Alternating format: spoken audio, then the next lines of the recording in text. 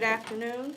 I'd like to call this special board meeting of the Wilson County Board of Education to order. Please know that the meeting is being live streamed through the Wilson County Schools YouTube channel, and the public can also view the meeting through links on the Wilson County Schools Facebook, Instagram, and Twitter pages, and the Wilson County Schools website. Members of the board, before the agenda is approved, we need to make an amendment to the agenda to change the reassignment of students from Winstead Elementary and Toys Knott Middle Schools from an information item to an action item. Given that, and I'm assuming that we would need to do the same thing with the consideration of 2022-2023 reassignment deadline extension. So given that, the chair will entertain a motion in that regard. Madam Chair, Mrs. Powell, I move that we move the reassignment of students from Winstead Elementary and Toys Knott Middle Schools and consideration of the 2022-2023 reassignment deadline extension to an action item, to action items. it has been moved by Mrs. Powell, seconded by Mr. Mercer, that the items listed on the agenda as discussion information be moved to action. Is there any discussion? Hearing none, all in favor of the motion, let it be known by the sign of aye. Aye. Those opposed, nay. Let the record reflect that the motion carries unanimously. Please join in me in the Pledge of Allegiance to be followed by... Madam Chair. Yes, The sir. approval of the agenda, we approved the Thank you, sir. correction. You're absolutely right. The chair will entertain a motion for the approval of the agenda as amended. Madam Chair, Mrs. Powell. I move that we approve the amended agenda for the special meeting of the Wilson County Board of Education. It has been moved by Mrs. Powell, seconded by Mr. Mercer, that we approve the amended agenda for the special meeting of the Wilson County Board of Education. Is there any discussion? Hearing none, all in favor of the motion, let it be known by the sign of aye. Aye. Those opposed, nay. Let the record reflect that the motion carries unanimously. Now, if you would join me in the Pledge of Allegiance to be followed by a moment of silence, and please give thought to the students and teachers who were killed in the mass shooting in Texas.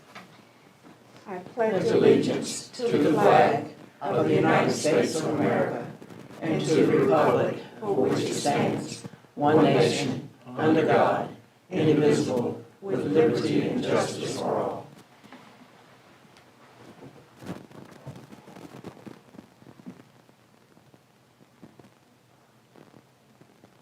Thank you.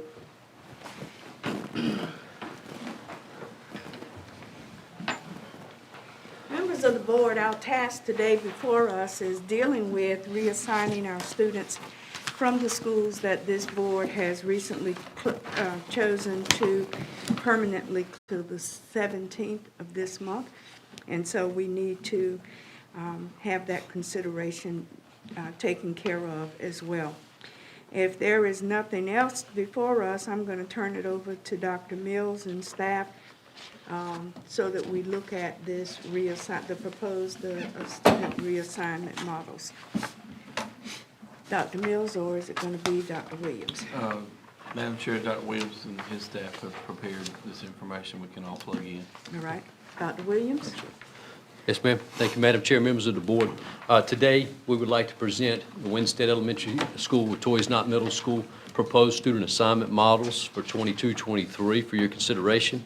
I will start in the handouts, the slides, as well as appropriate handouts for this conversation or at your seats. I would like to start by going through an overview of what we'll discuss today. We'll go through our process that we utilized for the assignment of students from Winstead and from Toys Knott. We'll go over enrollment and capacity data, which was essential. It was critical in our assignment conversations and our work that we did in regards to the assignment of students from Winstead and Toys Knott. We'll go through the assignment models that we have available for you, and then we will go into next steps once the decision is made in regards to the assignment models that you would prefer for us to pursue after we have received direction from the board on where to head next. First, I would like to go through the process that we utilized for the assignment of students from Toys Knott Middle School and Winstead Elementary School. Transportation Department considered changes to school boundary lines for students from Winstead Elementary and Toys Knott Middle School. I'd like to take time to recognize two of our staff members from Transportation who are here today, Mr. Danny Williams, our Assistant Director for Transportation, and Ms. Emily Saguna, Tim's Data Manager, who is with us today.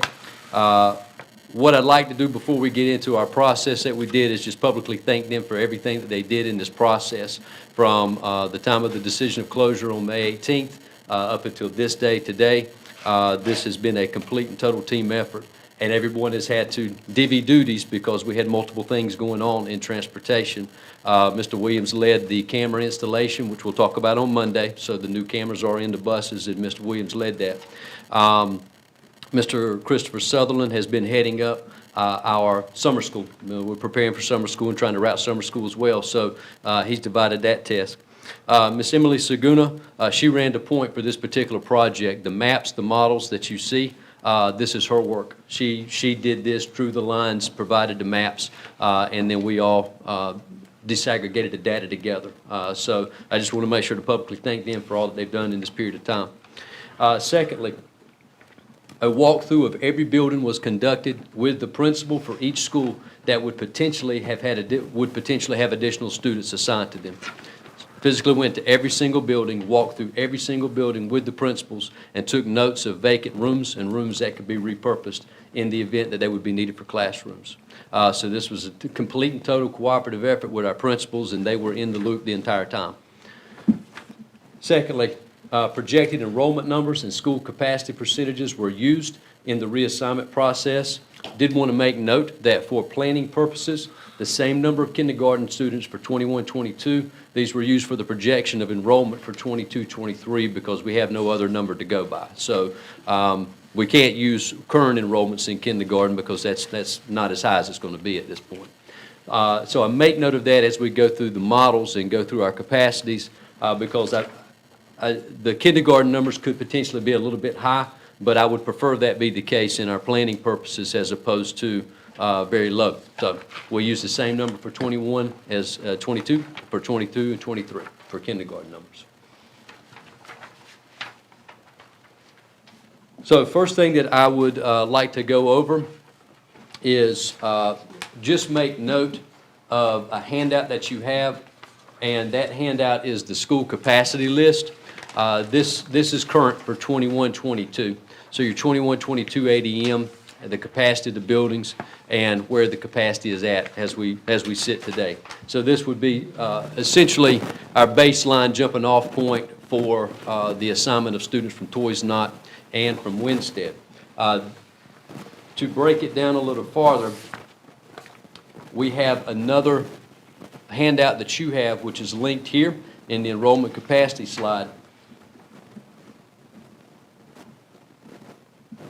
which is, oh, I keep going to the same one. There we go. Which will be this spreadsheet. This spreadsheet includes 4 tabs, which would be enrollment information for 21-22 and projected 22-23. The projected numbers for each grade level and each school was provided by Mr. Stephen Schimmel, who does these projections for the upcoming school year. I asked for him to send those to me, and he was extremely helpful in getting the projections for the next school year. Also in this handout that you have, which is also in this document, would be Winstead Elementary School and Toys Knott Middle School, the exact same information for enrollment and capacity for 21-22 and for 22-23, pulled out separately just to be able to show where they would be in 22-23 and where they were in 21-22. Finally, I will be referencing this after we go over the models.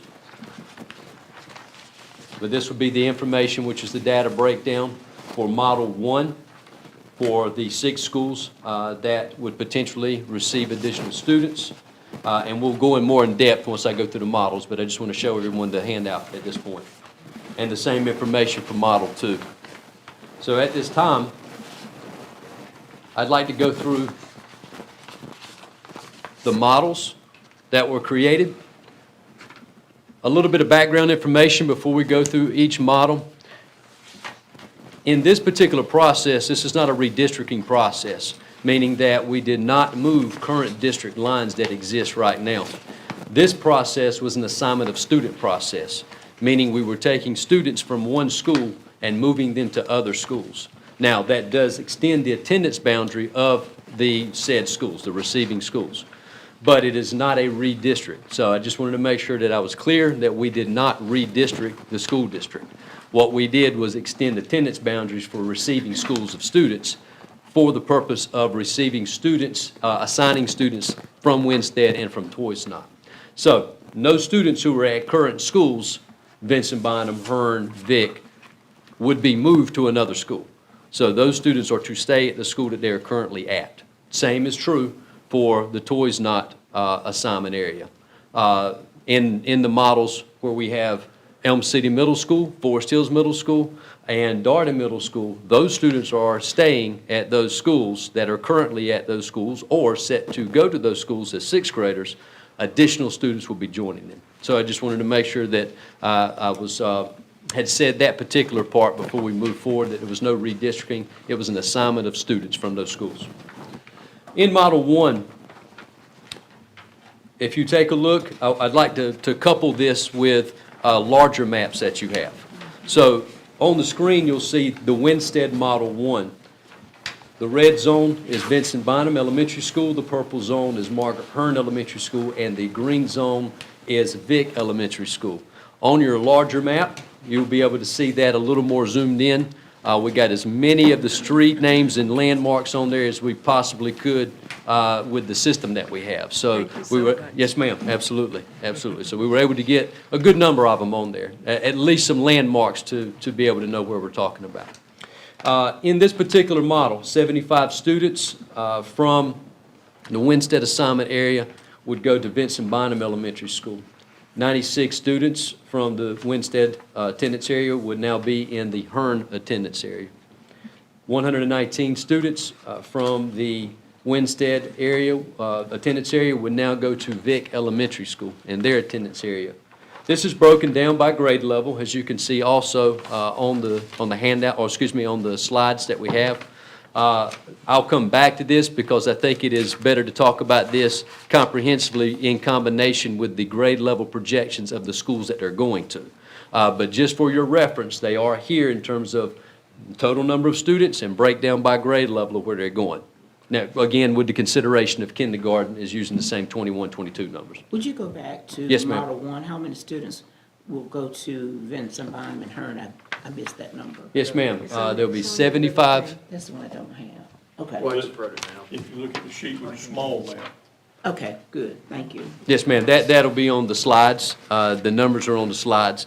But it was 75 to Vincent Bynum Elementary School, 96 to Margaret Hearn Elementary School, and 119 to Vic Elementary School. And again, broken down by grade level for all 3 of those schools, which I will come back and revisit when we look at our spreadsheet. Winstead Model 2, purple zone is Vincent Bynum Elementary School, 45 students. Blue zone would be Margaret Hearn Elementary School, still 96 students. And the green zone would be 150 students to Vic Elementary School. You will notice the word approximately before these. Again, let me draw attention to the point that these are the best planning numbers that we could have. What we cannot account for. I'll just give you an example, and Emily, feel free to jump in if I mess up the process you used. The attendance zone is redrawn, and inside that attendance zone, we are able to capture by address the total number of students from that school that would be going to that zone. Variables that you cannot account for, obviously kindergarten is one. Number 2 would be reassignments. I've accounted for it in my numbers. I've accounted for those that are on reassignment to Toys Not in Winstead.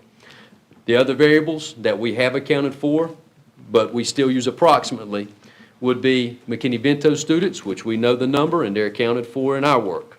Also, there are 2 exceptional children's self-contained classes at Toys Not Middle School, and there are 2 exceptional children's classes that are self-contained at Winstead Elementary School. The students that have an attendance, the students that have an address in the Winstead attendance boundary, they're accounted for, but will not be in the number whenever the students are assigned. They will still stay in the self-contained EC classroom wherever that classroom goes. But that would be accounted for in here. So therefore, you have the other students, which are, I can just give you the number, 18 from Winstead and 19 from Toys Not Middle School, that are not accounted in the total ADM for Winstead when you draw this boundary. So I just wanted to make note that when we say approximately, these are the closest planning numbers that we could potentially have. Since you have not included those self-contained numbers yet, is there a projected site that those students would be moving to? Through this yes, ma'am, through this process, I've worked with Ms. McFadder, Melissa McFadder, our EC director, and I wouldn't speak to that. I'd let Dr. Wilson speak to that, but what I've told her is, as we've gone through this process, these are the schools that are getting this many students, this many rooms are going to be used. So this facility will be pretty close to max. Through that data and through that information, she's looked at the potential sites that could work, and most likely, I believe, has some idea of where she would like for those to go. So does that possibility of movement for those classes impact your projected numbers for the other classes that you have on the charts? No, ma'am, they're not accounted for in there, with the exception of the students that were in the self-contained EC classroom that had an address in the Winstead or Toys Not district, which was 2 or 3. Okay. So 2 or 3, our planning numbers that you see here that I'm going through today, 2 or 3 of them are not going to be there. They're going to be in a self-contained EC classroom. It's about as clean as you can make it to try and do projections and look at it. Because you're always looking at a moving target anyway, because kids are always coming and going and moving. So, but this is probably as close to what you're going to get when you're trying to do the planning and looking at the catchment areas that you have. So I think the process has been good. So the students that are moving from Winstead to either Vincent Bynum, Hearn, or Vic, once they are assigned there, that becomes their base school? Yes, ma'am. That's their home school. And if we take the action to extend the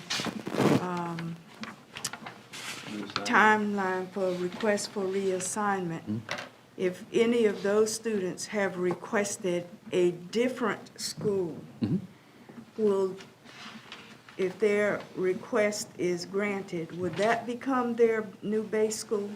No, they have No, to ma'am. apply every year. They'll have to do a renewal for reassignment each year. Okay.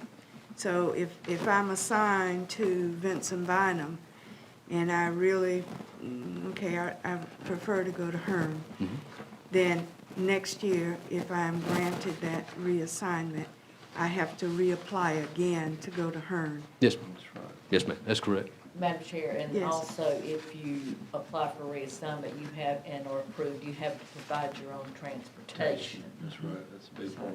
Yes, ma'am. That's why it has to happen. Yep.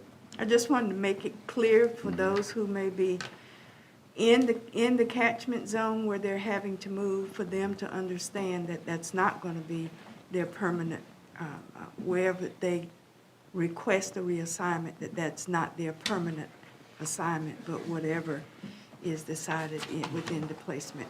Okay. Yes, ma'am. Yeah, absolutely.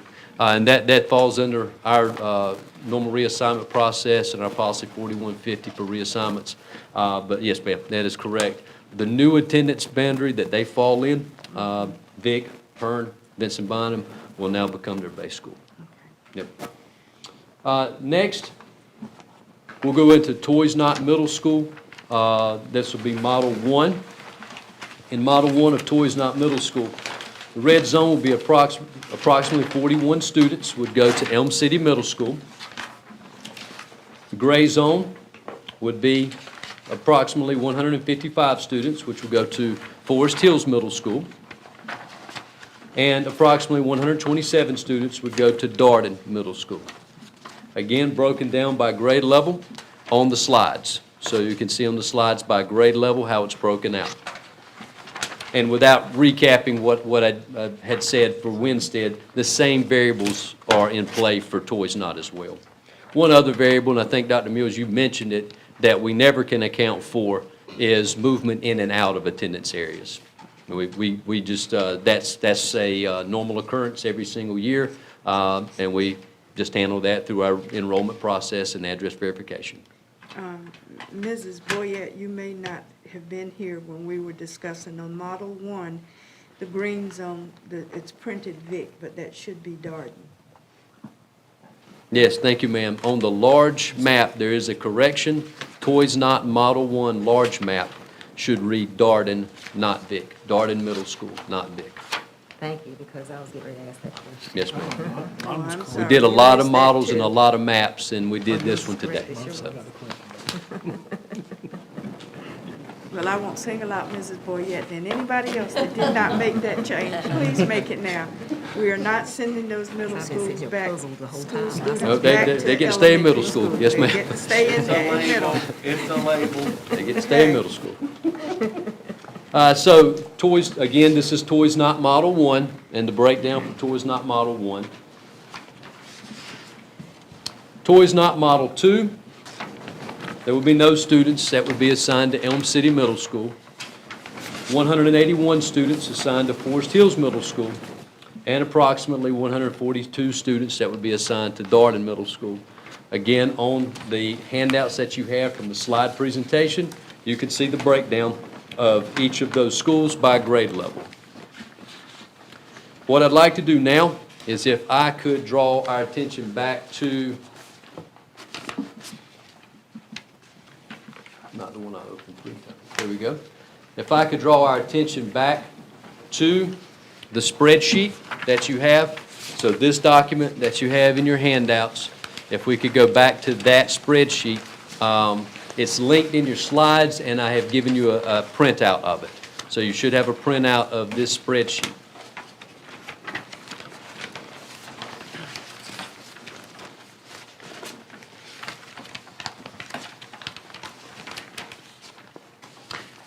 So what I'd like to do at this time is, if I can, I'd like to draw your attention to the spreadsheets that are specifically for Model 1 and Model 2 for both Winstead and Winstead Elementary School and Toys Not Middle School. In this, you'll be able to see the projected ADM enrollment, the projected enrollment, and you'll be able to see that by grade level. So I'd like to go over that now. At this particular point of the process, what we did was the data that was collected from the attendance, the new attendance lines that Emily drew and mapped out. That data I then took and put into spreadsheet form so that we could see the projected ADMs of these schools, and this is with the student projected numbers of those schools with the addition of students that would come from either Winstead Elementary or Toys Not Middle School. So it is a complete number of what they would have in the event that Model 1 was selected. For Vincent Bynum Elementary School, this would bring their enrollment to 466, and that would be 85.3% capacity for the building. Vic Elementary School, this would bring their enrollment to 372, which would bring their capacity to 93%. Margaret Hearn Elementary School, this would bring them to 512 enrollment with 88.12% capacity. Forest Hills Middle School, 639, which would bring them to 95.37% capacity. Darden Middle School would be 478 students enrolled, and that would bring them to 79.66% capacity. And then Elm City Middle School would be 407, and that would be 86.96% capacity. One quick note on Elm City Middle School, that particular capacity number really doesn't change much from 21, 22 to 22, 23. That is because of a lower enrollment of projected sixth graders this year at Elm City.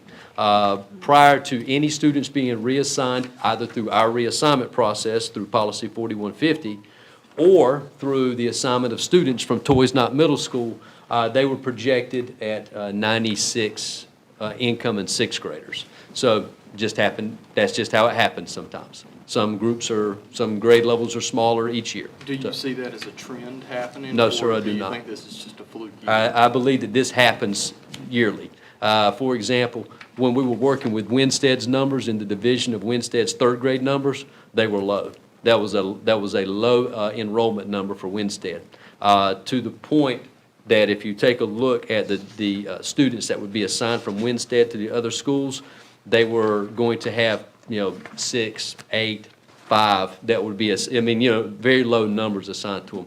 I think that this just generally happens from year to year. Speaking on a personal note, as a principal of a high school that typically had about 150 to 170 seniors graduate each year, my last year at that school, there was 225. It was the largest group that they ever had. It just happened to be an enrollment that year. So my question to you is, should we be figuring on this number being in the low to mid-90s after a 3-year period, after the sixth grade class moves into high school? I think the idea behind this model is to give them some capacity to grow into those numbers that we think are probably going to come, and not overload them with some of the things we're seeing with the underestimate for sixth grade right now. Some of the growth that we've seen, it's safer to start them at that capacity than to load them up with a different model. Now, I would say, Mr. Boykin, that whenever you look at the Model 1 for Toys Not Middle School, there's, of the 41 students, and if you don't mind, I'm just going to go back to it real quick. Of the 41 students in Model 1,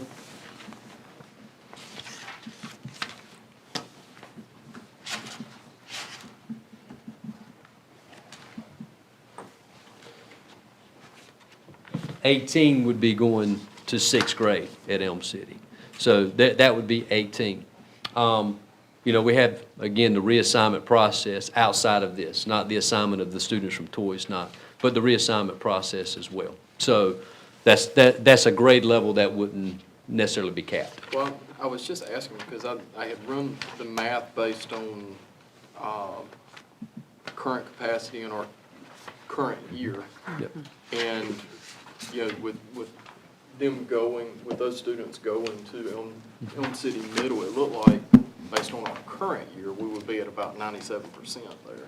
So if we go to, let me just go to that slide real quick. This is the first sheet of that spreadsheet. So on that first sheet of that spreadsheet, 21-22, Elm City Middle School was at 412 enrollment. And they had 134 sixth graders this year, 136 seventh graders, and then 142 eighth graders. So that put them at 88.03%. If we used for example, if we used the current number of sixth graders has the model for projected sixth graders in 22, 23, yes, sir, that would be correct. But we have that projection already in our power school, which is why we know that we've got the 97. That's already been done in power school to project that number. But that is correct. If we use that if we use that current number of sixth graders as a baseline, like we did kindergarten, for example, if that happened for sixth grade, then certainly it would definitely be much higher than in the 80s. That's correct. But with the help of Mr. Schimmel, with Power School, we're able to have those projected ADMs for the next year. Fifth graders that are current right now that are assigned to Elm City Middle School, that when moved in the system, this is the number that will be there. So we're able to have that number fairly close. But yes, sir, that number of sixth graders they've got this year, if that was our baseline and that was the number that we were using for projected 22, 23, that would be over. I mean, Not over, but we'd be getting there. It'll be just about it. We'd be getting there, yes, sir. So again, on Model 1 for next year, for the schools that we've noted here, again, just a couple of notes. I know it's the third time I've said it, but kindergarten, we know how we address kindergarten, same number. Second note, Margaret Hearn Elementary School has the potential for 54 students in pre-K. That is accounted for in this ADM you see on this chart. That's accounted for, as well as their capacity is accounted for on this chart. So I just wanted to make sure we made note of that. Pre-K was accounted for in their total number of ADM for 22-23 and capacity. Any questions on Model 1 before I review Model 2? Model 2, this would be the, in your handout as well. This is the last sheet of the spreadsheet. In Model 2, you have Vincent Bynum Elementary School, 442 students, 80.65% capacity. Vic Elementary School, 403 students at 100.75% capacity. Margaret Hearn Elementary School, 512 students at 88.12% capacity. Forest Hills Middle School, 677 students at 101.04% capacity. And Darden Middle School at 544 students enrolled at 90.66% capacity. In this model, you can see, because I've highlighted it, just like we do on our capacity sheets that we use. In this model, Vic Elementary School would be over capacity by 0.75. Forest Hills Middle School would be over capacity by 1.04. So, in these models, in this model, Model 2, it does put 2 schools over capacity. Mr. Mercer? Madam Chair Yes. and Dr. Williams, it appears to me that since, while I've got a lot of confidence in the numbers being close, they're not exact. Mhm. So that, where in Model 2, you've got to add about 101% at Vic, that could be 99, or it could be 103. Yes, sir, that's correct. So, I would be more comfortable having these numbers in the first model, which would allow for us to have fluctuation one way or the other without having a problem. Yes, sir. And being above capacity, and allowing for other things such as those requests for transfers and possible placement of a EC classroom or something like that. Yes, sir, absolutely. That's my thinking. Yes, sir, and I would add to that, too. I know that it was mentioned whenever we talked about the process at the very beginning, but that process of going through every single school with that principal and identifying buildings, we've got capacity numbers, and these capacity numbers are good because we have a model that we use for capacity. It deals with the number of square feet, the number of bathrooms. There's several components that go into that. But more importantly than that is when you go to the physical space and you physically put your eyes on rooms that could be utilized, and then make a list of those rooms that could be utilized, and also make a list of rooms that could be repurposed that maybe they're being used for something now that we could do something different with. So those pre-K, again, I wanted to mention that the pre-K numbers for Margaret Hearn Elementary School are accounted in the capacity, they're accounted in the enrollment number, but more importantly than that, they were accounted in the building walkthrough. So those were accounted by the rooms. Those rooms were not even in consideration for use whenever we walked through. So, yes, sir, I understand completely. And I feel the same way about Model 2 for the middle schools with the same rationale. Yes, sir, absolutely. Dr. Mills? I think the thing to remember is there's lots of ways that you could go in and edit these and do all that, but that's not what you need to do here, nor want to do here, because all this work has been done to avoid redistricting existing schools. So all you're doing is reassigning the students that need to be reassigned without disrupting the other schools in our district. And this is enough of a disruption for folks that are already facing changes. So while the math in some spots is there's always a confidence interval with it, and there's always a moving target, you've got an option on each that will allow you to move ahead and do the things that we need to do to be ready for next year. But none of these affect the existing schools to where it's going to be a disruption to those families and those kind of routing and all the other logistics that need to take place above and beyond what we have to do. So that is a really difficult process to go in and use a very fixed set of rules to do that and not touch anything around. But I think that's, when we started this, that's what we tried to do, and I think we did that within the confines of what we had. And again, we've been through the buildings, we've looked at it, we've talked to the principals, and I think you've got a working solution that's doable and livable within the confines too of also some of the requirements we have from the state and class sizes as well that we didn't have before whenever we've looked at school assignments.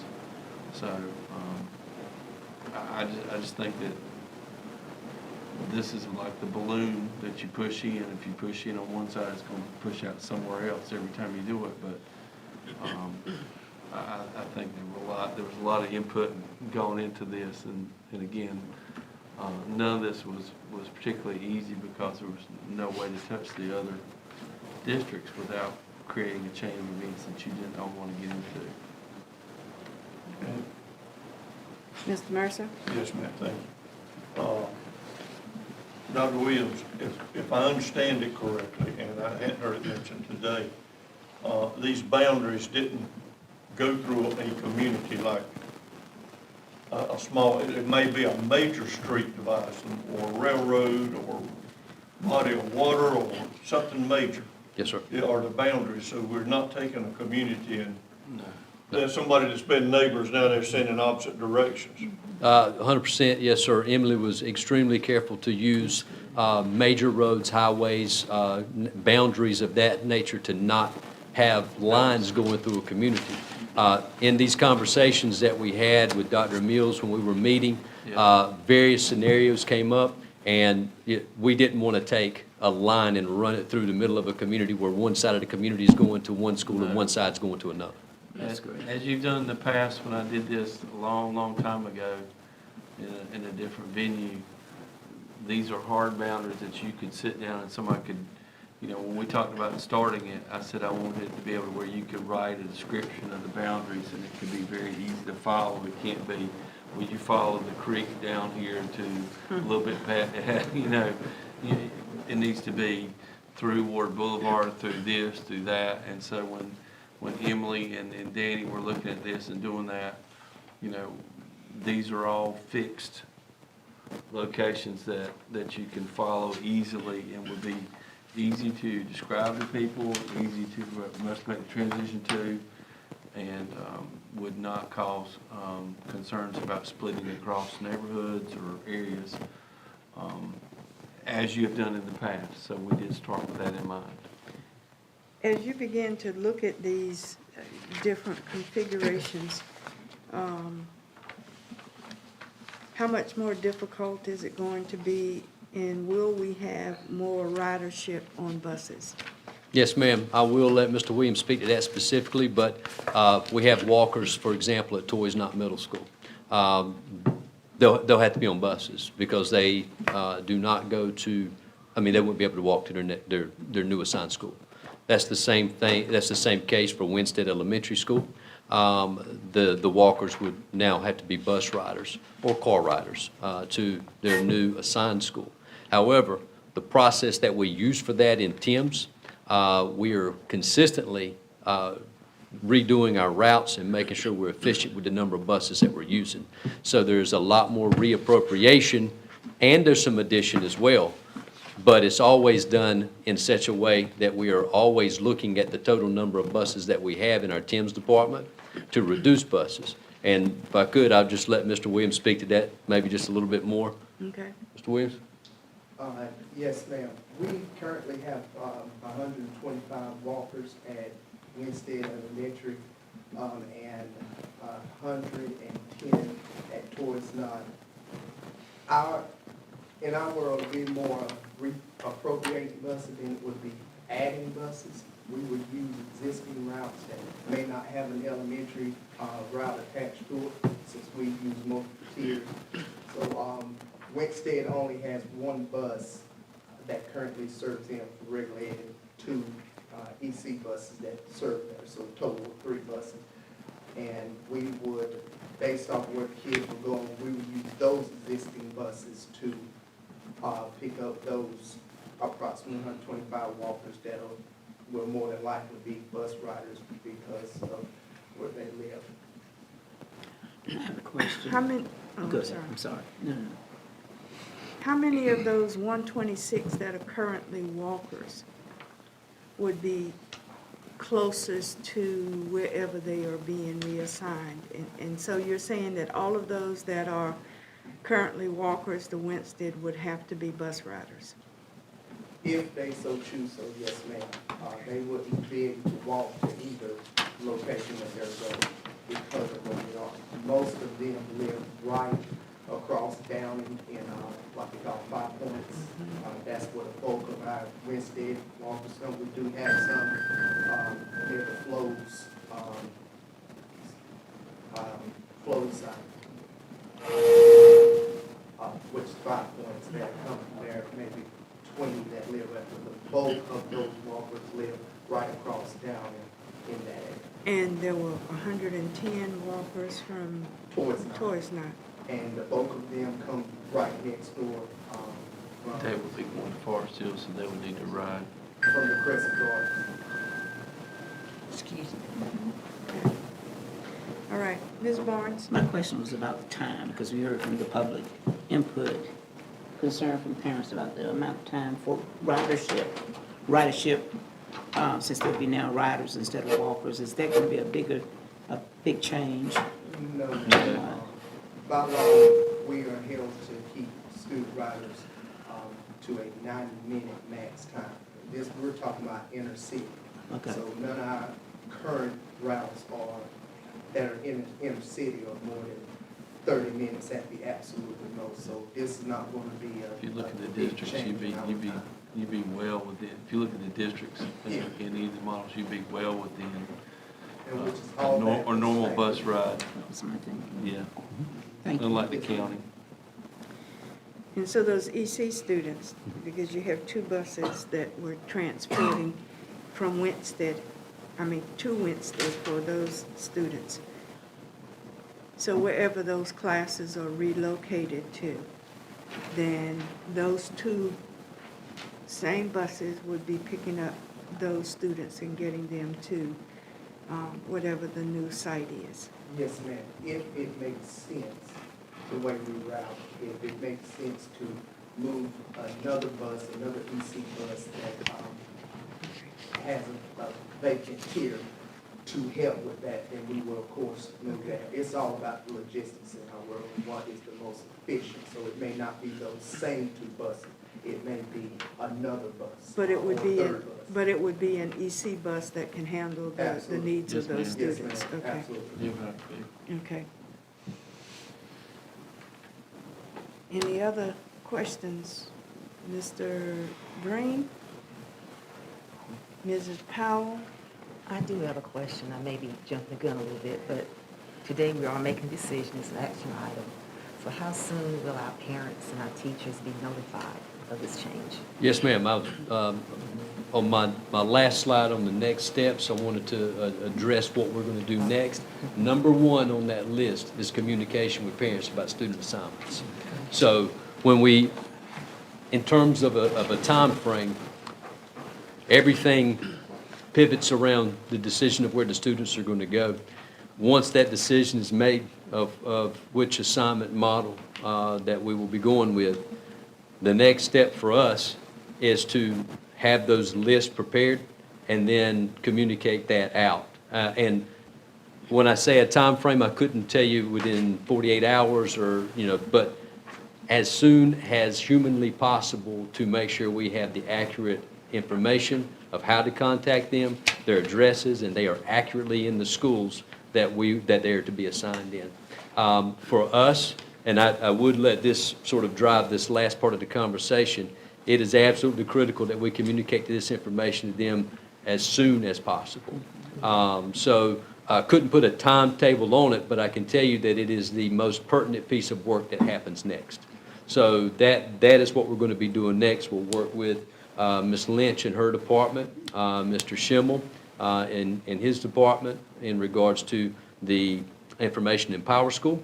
And then, of course, it'll be our transportation department verifying the addresses and making sure we're in the proper attendance zone based off the decision. And then it's communication. And it's not just one communication. There will be continuous communications that take place. There'll be questions. New enrollments in kindergarten, for example. Where does my child need to enroll in kindergarten at now? Absolutely have a plan for that. We have a School Finder app, or excuse me, a School Finder engine that's on our website, but we would be putting information out that there's a number that you can call to go directly to them in transportation. They'll pull your address up on Tim's and tell you this is your elementary school. This is where you need to go to enroll. That's not just kindergarten. If anybody has any questions after we communicate, they'll call that number. Transportation will tell them, this is your school, this is where you need to go to make sure that everything is taken care of with your enrollment. That's even if they don't ride a bus. Oh, yes, ma'am. Yes, Okay. absolutely. Yes, ma'am. Mhm. So all of that is a lot of work you all have ahead of you. But it will be done, the notification after the extension deadline, or some of it prior to? No, we- Oh, of the reassignment?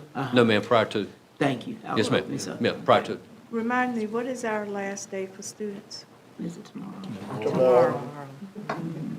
It's okay to dance. I didn't wanna say, can you have it prepared It's for tomorrow. that last day, but the last day is tomorrow, so only a general notification can be at this point rather than individual There's multiple channels we specifications. need to use in writing and other means as well. And the same for staffing, once we look at that, this is the first step to do that. So then that will be next. And, you know, again, to the point of communication, that is priority number one, because we can't begin to do the next set of work that we have to do until we get that done. And, you know, I've listed some things here on our next step slides, that we're going to provide a list of reassigned students to principals and to Mr. Stephen Schimmel. Mr. Schimmel will move those students in Power School to the newly assigned school. Please let me make sure I note, that won't happen in Power School until after June 30th. It can't, because everything that he does in Power School is after June 30th for the 22-23 year. But he'll have the list and he'll be prepared and know where they go after June 30th. Dr. Parker will be working on reassigning staff based upon the updated school enrollments. Immediately, we need to be creating bus routes for 22-23. So that needs to start right away. Again, that's a critical component. We have moves. We're going to be moving materials and resources, furniture, from Winstead Elementary School, Toys Not Middle School, to those receiving schools. And those receiving schools, we've got to set up classrooms, offices. We've got rooms that haven't been classrooms in many years that now need to be classrooms. That's the coordination not only with the principal, maintenance and facilities, but technology. You know, we were on the phone this morning having a conversation about our next step, what we're going to do next. Wiring, cabling, TVs, things of that nature. And then, last but not least on the list is we have to review and follow the North Carolina DPI school closing procedures with Ms. Cornetto, because we have to make sure that we follow the school closing procedures appropriately according to the state of North Carolina. So this is not a comprehensive list, but it's a pretty broad list, and it kind of sets the stage for what's ahead of us. But there will be other things that we'll have to tackle as we go through, and we will. But these are certainly the immediate concerns that we need to get addressed right away. All right. Mrs. Boyette and then Mrs. Barnes, and then Mr. Mercer. Ms. Boyette? Ms. Boyette. That's what I'm saying, Ms. Boyette? Question, update me on the process. Do report cards still get mailed, or are they all electronic? Okay, that's what I thought. Wouldn't that be a good place to put a note, either on the report card of what your school assignment is, or something about where you can find your school finder, or something like that, because they don't go out till about a little later, or, something that they could look at that you know that they're going to be looking for. Yes, ma'am, I agree with that 100%. So if they go out, not tomorrow, but if they go out next week, yeah, That so, you go out a yeah. week later. Absolutely. So we have the opportunity then to be able to capture those students in our new attendance boundary and have a letter prepared that we can put in the folder. Or either attach one, I don't know, there used to be a note space you could, on the report card, this, and you could do it right there, and you wouldn't need another piece of paper. Yes, ma'am?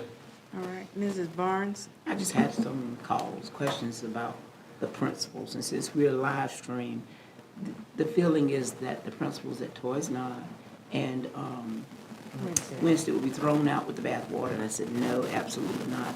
They will be reassigned at this point. We cannot tell you whether they'll be reassigned. So that's been the comment I've made, but I've had some questions about that. So I just want to bring that out. They are under contract with the school system, and that, certainly, and that, but of course, that is a personal matter, we can't discuss that. Right.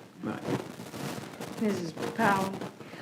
Just to reiterate about moving of the materials, the EC classes, they have like hidden tables and chairs, have certain things that they use. Will they be able to move that with them to their new location? Yes, ma'am. Any furniture needs, any needs for an exceptional children's classroom, they will have access to everything they had at the previous location. Yes, ma'am. Mr. Mercer, were you just getting me to acknowledge Mrs. Boyer, or did you have another I did have comment? something, but Ms. Boyer covered part of it. And I think it's a great idea to put it in the report card for those students that will be moving because of the school closures, but also anyone wishing to call, particularly in those schools, we need to make it abundantly available, who they can call. I know we can say we've said it, but you can't say it enough times when someone that's not technology savvy can't go on. But most people can find a phone if they know the number and call and inquire. Yes, So sir. if we We'll, could- I'm sorry. So if we could probably include that, that's the assignment questions and so forth. I just want to make sure they didn't feel like they didn't have anybody or any way to contact them. Absolutely. That number for transportation, if you want to know the school that you're at, regardless if you're at Winstead or Toys Nut, if you just moved to Wilson and you want to know what school you're supposed to go to, you call that number, and this team will tell you exactly through the TIM system what school you go to. So we are available. The team is completely available. We got a dedicated number for it. I have no question about that, but I want to make sure people do not have to struggle too hard to have that number. Now, I know it makes it easy to put more work on transportation, but if they need to ask, they do need to spend their time asking and not asking around or searching for a number because they just hadn't needed it or looked at it before. Yes, sir. We'll make sure to put it out on all our communication methods that I work with Ms. Amber Lynch on in regards to our social media, our websites, our all calls. We'll make sure to get it out. Are you putting that out now while we're on live stream, or will that go out with the all call and whatever else? Want to give them the number? You want to give them the number? The number of transportation. The number to call? Is that dedicated number for those questions, is that ready to be given out now, or will that go out in an all call message? It's our main line. Do you want to give that number now? It is 252-399-7839. 252-399-7839 is the number that persons with inquiries as to where their students will be should be called, and a response can be given. Okay. Mr. Boykin? So, as far as I can tell, yeah, I like Model 1. Yep. In both scenarios, because it does have a higher percentage of, students and utilization at the schools, but we're not over 100%. And I just wanted to know, as far as the administration, is there one scenario that works better as far, logistically, Model 1 or Model 2? Model 1 would be our recommendation for both schools. Yes, sir. But it'd be difficult, I'd have difficulty recommending the Model 2 because of the overcapacity utilization. Okay. Mr. Breen, any questions yet? Just one question, I guess I'd be remiss if I didn't ask it. This information is gonna be available in multiple languages? Yes, sir. Okay. Yes, sir. I have one comment. Mrs. And that is to make Barnes? sure that we have the numbers that parents need to call, because I get called, I think I'm first on the list for school board members, and I get asked all these questions, and I always direct them. Change the alphabet, is that what you're saying? No, but I just usually direct them. 252-399-7839. Melvin, what's your number again? That's the number that they just gave for the No, parents to I ask don't mean for questions. transportation, I mean other questions that they may have. And, you'd be surprised at the things I get asked. And so I need to know who or what number I need to call, so I'm gonna make sure I get that from you That's area guys. code Yes, ma'am. 919. Stop it. See, And I have a habit of putting them on Dr. Wilson's list too, so, but I just need to make sure. Shall that we we- First direct- and I'm last. Shall we direct those to Dr. Williams? if it's a call, if anyone needs to know in regards to school assignment, that's what they need to know about is the school assignment. The number that was given by Mr. Williams, that is the absolute best place to give a call. School Finder's available. School is on the website, and School Finder is available. But that number is the number to call. If there are any questions that are maybe outside of just what school am I assigned to, I'll be glad to facilitate that. Please, Okay. please send that to me. Okay. Madam Chair, I'll make a Mr. motion if you want. I'm ready if you all are through with it. Let me just clarify, are there any other questions or comments to be made by members of the board? Hearing none, Mr. Borkin? Madam Chair, I move that the board move forward with Model 1 for the reassignment of students from Winstead Elementary and Toys Not Elementary Schools. So it's not middle. Toys Not Middle School, sorry. Okay, and that second still stands? Second, yeah. It has been moved by Mr. Borkin, seconded by Mr. Mercer, that we, Mr. Breen, I'm sorry. Both of them. It has been moved by Mr. Borkin, seconded by both Mr. Breen and Mr. Mercer, that we approve the Model 1 for both the Winstead Elementary and Toys Not Middle School student reassignments. Is there any further discussion? Hearing none, all in favor of the motion, let it be known by the sign of aye. Aye. Those opposed, nay. Let the record reflect that the motion carries unanimously. Thank you so much, because there has been an awful lot of work that has gone into this whole process. Since we took the decision to permanently close those two schools, we thank everybody involved with the maps. Thank you for the street names put in there. Emily got this for you. I'm never gonna leave that out, because if you all just show me blobs, then I don't know. But we thank everybody, and for the continued work that will be done to make this transition occur in as seamlessly as possible a manner as can be done, so that when we're ready to start our 22-23 school year, things are in place. Am I seeing your hand, Ms. Cornetta? Yes, ma'am. Go ahead. Just want to make sure that the deadline is also voted on. I have not forgotten that. Thank you, appreciate I it. have not forgotten that. We just took care of the first part, Thank now we're you. gonna take care of the next. Okay, and now that we have made this decision, and we know that there may be some added requests, we have the consideration of the extension of the reassignment deadlines for the 2022-2023 school year that has been requested, and to accommodate those that are moving forward in this transition. Madam, Please remember that the placements that we have just decided on become the base school placements for these students who are being reassigned, and that some of them may be asking for a reassignment that is outside of where we are now having them assigned. So that is what that is about. Now, Mrs. Boyette.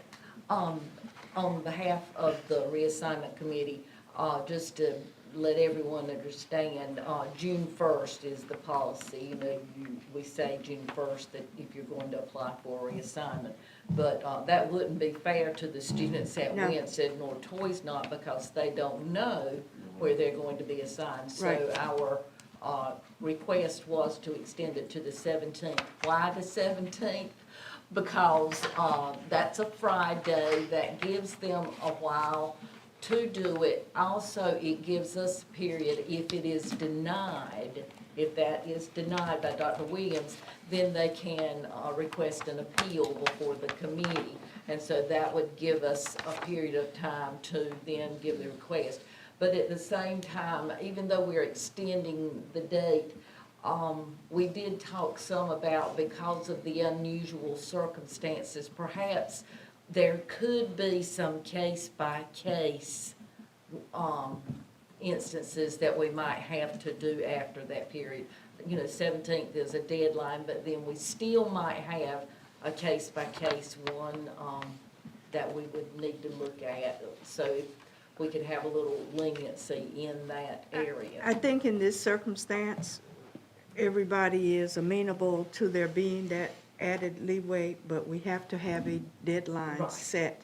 Right. And so that if there are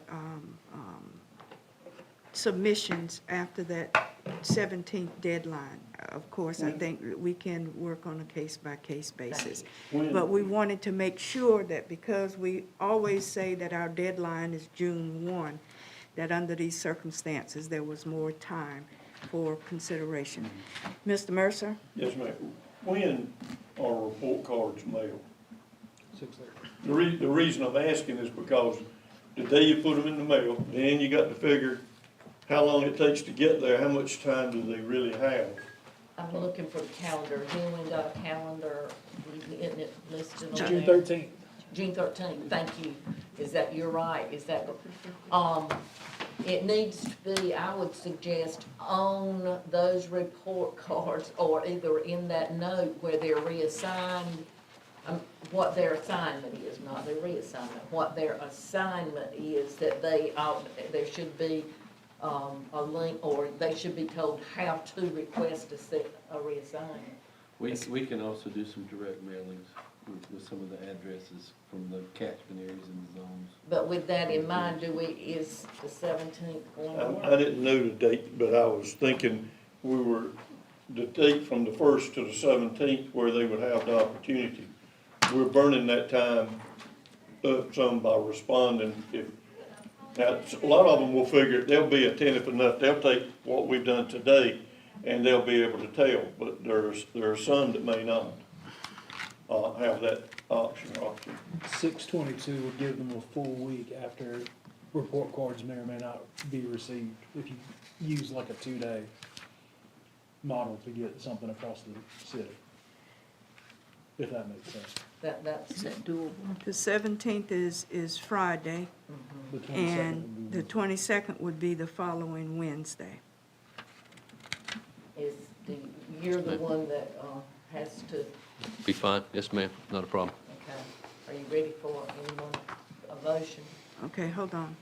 So you're saying you want the consideration to be not for the 17th, but for the 22nd? Yes, ma'am, in light of the fact that the report cards are mailed and we want them to have, that should give them a full week or thereabouts. No, that only gives them 5 days. And, But the online submissions can be done on weekends. that's if you're online. That's if you're online, but for those that are not online, then that's,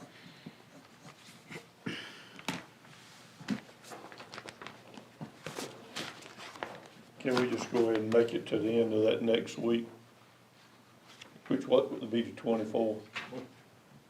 Are they being mailed on the 17th? No. They're mailed, Thirteen. they're mailed on the 13th, So they would get them Wednesday the 15th, hopefully. if mail works perfectly. And that would give them a week. I've gotten things that have taken a week solid to get from Wilson to me in Wilson. So it all depends on how the mail runs. Could we not put out a robocall and put it on? Well, I mean, it sounds like we're gonna utilize several different methods to communicate this change. Yes, sir. To our students, Not just a report card. not just the report So, cards.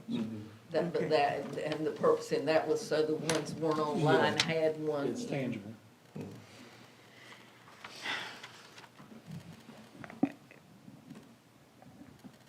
What's the does the 27th of June push that window too far, Dr. Williams, for the responses to be in so that the appeals hearings can be held if there are any? Monday, June 27th? Yes. We have tentatively 28 and 29, is that right, Ms. Boyette? Tentatively, we have the 28th and the 29th for Okay. appeals. We could potentially, if the reassignment committee is able to do so, if we have any that Need to be that can't get approved. processed prior to that, maybe come together again. But, Ms. Boyette, I would, defer that to you for the committee. From my standpoint, from a process standpoint, with this decision in regards to the assignment of students from Toys Not and Winstead, my focus now, along with all these things that we're going to have to do districtly, is to go back to reassignments because we were processing reassignments and had to stop because we didn't know who would be capped and who wouldn't be. Yes. So any of the ones that come in, I would say that on the 27th, the next day, the 28th, and then the next day, the 29th, are appeals hearings.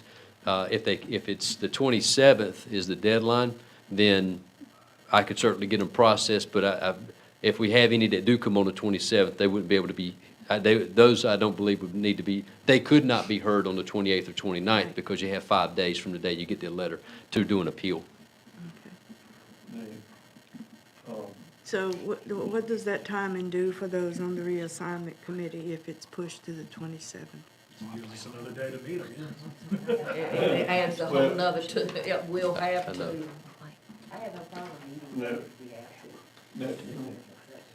What'd you say? We're talking about extending the reassignment deadline because of this. Now, is it the extension restricted to those that are affected by the school closures? No, sir, the extension would just be the extension for reassignments. So somebody out they could do it later too? Yes, sir. I was hoping it would reduce the number. That was we discussed that, but it would be so complicated Yeah. to say that only Only. if you're at these two schools Right. can you get the extension. Yeah. We decided it better to recommend, anybody can do it, Well- but it should be smaller. If we move it then, the extension to the Friday, the 24th, and then that would give you Monday, Tuesday, Wednesday for appeals, would that be better? Would that give you better time? The 24th, when they come in on the 24th, there would be a need, even if it's the 24th, there would be a need to have an additional hearing date. We're going to have to have that, there will be a need for an additional hearing date, because you've got to have 5 days to respond back in writing if you would like a hearing to the committee. And the committee has to respond to the person asking. And that part I can do quickly. I can do that after the hearing, the Right, committee. but still you have to send a written letter, ma'am. but, my question, didn't Amber already announce the 17th? She did, Okay. but that was before we met to have these discussions.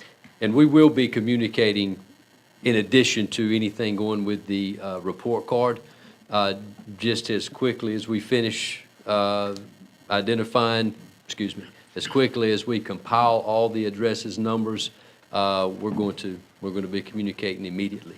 So, See, I just want to be as fair as possible to those who may not be electronically connected, and if their report cards are not going out until the 13th, then yes, the 17th does seem short because of postal uncertainty, and then the other date given was the 22nd, I think Mr. Breen had said.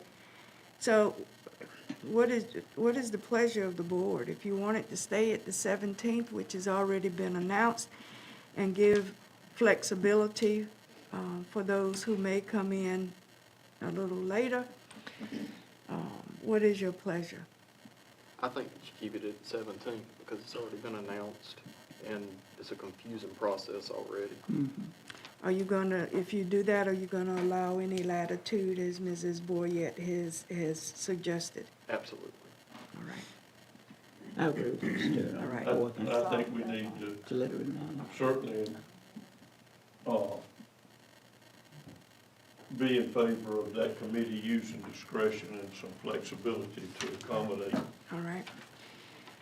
Then the chair will entertain a motion in regard to Just the, got one brief comment, Madam Chair. oh, yes, sir. I would just like to say that I personally appreciate the post office and everything they do, and them getting my mail to me on time.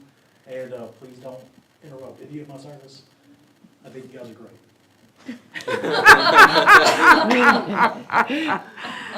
Well, I thank you for that plug, and yes, there are glitches at times with the postal service, but, yeah, we know they do an excellent job, but, we are in consideration for, making sure that all of our students have and their families have the appropriate time necessary with this change that's being brought about, with school closures.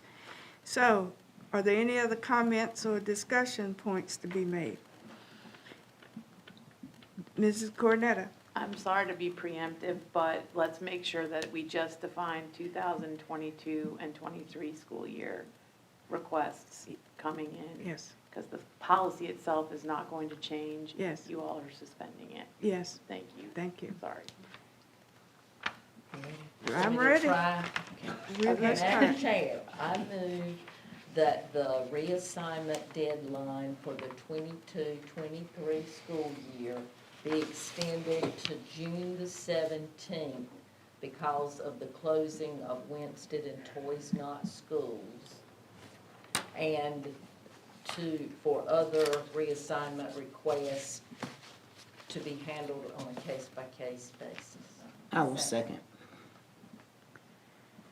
Did It that- has been moved by Mrs. Boyette, seconded by both Mrs. Barnes and Mrs. Powell, that the student reassignment request deadline for the 2022-2023 school year be extended to June the 17th with latitude and flexibility in consideration of the closure issues for Winstead and Toys Not Schools. Is that, And with flexibility on a case-by-case basis. I said with flexibility and latitude, so that's on that case-by-case basis. So do you want me to restate that all over again, Mrs. Cornetta and Mrs. Horrison? I'd love it. It has been moved by Mrs. Boyette, seconded by both Mrs. Barnes and Mrs. Powell.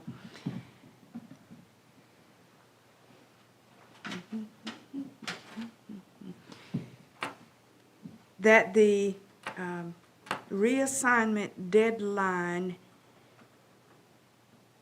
for the 2022-2023 school year be extended to June 17th with latitude and flexibility on a case-by-case necessary to accommodate the issues of closure for Winstead Elementary and Forest Hills Middle School. Toys. Toys Not. If y'all had made me try to restate this. closed yet so far. Far, no, I know. You don't have to take it from the top, it just goes from right there. From, with consideration on case-by-case basis for those students affected by the closure of Winstead Elementary and Toys Not Middle Schools.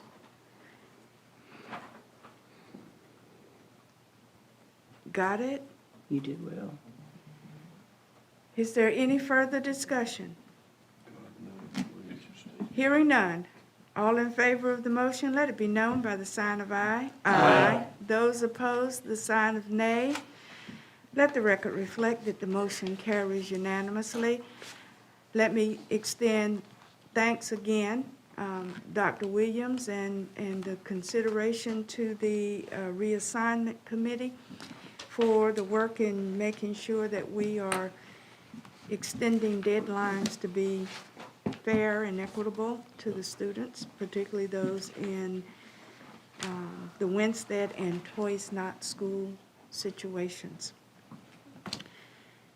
Is there anything else to come before us today? Madam Chair, I move for adjournment. Second. It has been moved by Mr. Breen, seconded by Mr. Mercer, that we adjourn. Is there any further discussion?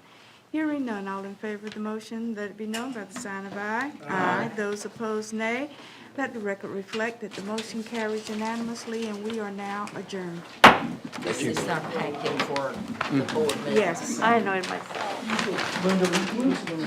I annoyed myself. You're so silly. Not hard to do. Keep us in the refrigerator. I know. Jesus. Lord, my phone will jump off the hook now. Woo! That's a heavy packet. It's an easy mistake. It is.